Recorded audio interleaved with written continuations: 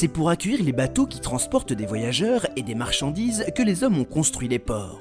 Des ports, il y en a sur toutes les façades maritimes des 5 continents. Nous pouvons voir ici où se situent les plus grands.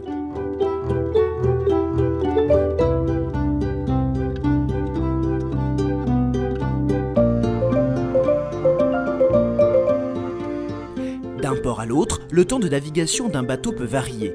Par exemple, pour aller du Havre à Montréal au Canada, il faut entre 11 à 15 jours de traversée, il faudra un mois pour aller à Hong Kong ou encore 42 jours pour rejoindre Shenzhen en Chine. Un voyage long qui varie selon la distance à parcourir, la météo, les escales et le temps passé à charger et décharger les bateaux dans les ports. Mais avant tout, si ces bateaux naviguent, c'est pour livrer la marchandise qu'un acheteur a commandée à un vendeur dans le cadre d'un échange commercial. Quand un acheteur et un vendeur réalisent une transaction, ils signent un contrat commercial.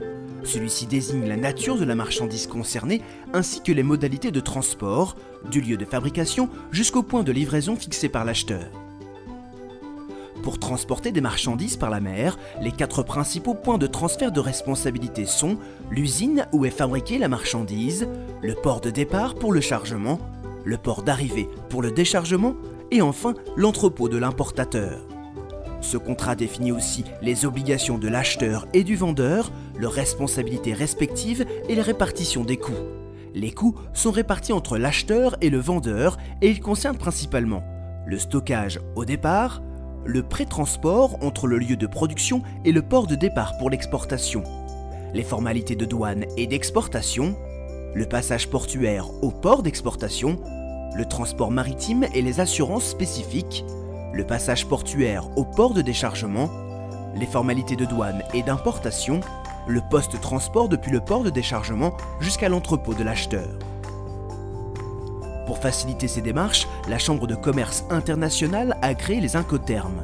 Les Incoterms sont des abréviations standardisées qui servent à définir les droits et devoirs des acheteurs et des vendeurs.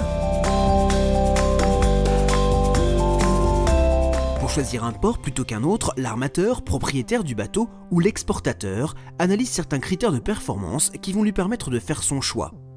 La fiabilité des opérations portuaires, par exemple l'encombrement des équipements, les délais d'attente pour charger ou décharger le navire, la durée de chargement et de déchargement du bateau ainsi que le temps de transport. Le coût du transport qui peut varier selon le nombre d'escales et la proximité entre le port de départ et d'arrivée. La qualité des prestataires locaux, des installations et les services complémentaires. Et enfin, l'efficacité du réseau de transport qui va permettre d'acheminer la marchandise jusqu'à son point final de livraison. La qualité des ports est donc essentielle à leur développement économique. C'est dans cette logique et pour augmenter sa compétitivité au niveau mondial que les sites du Havre, de Rouen et de Paris se sont regroupés sous une marque commune, Aropa.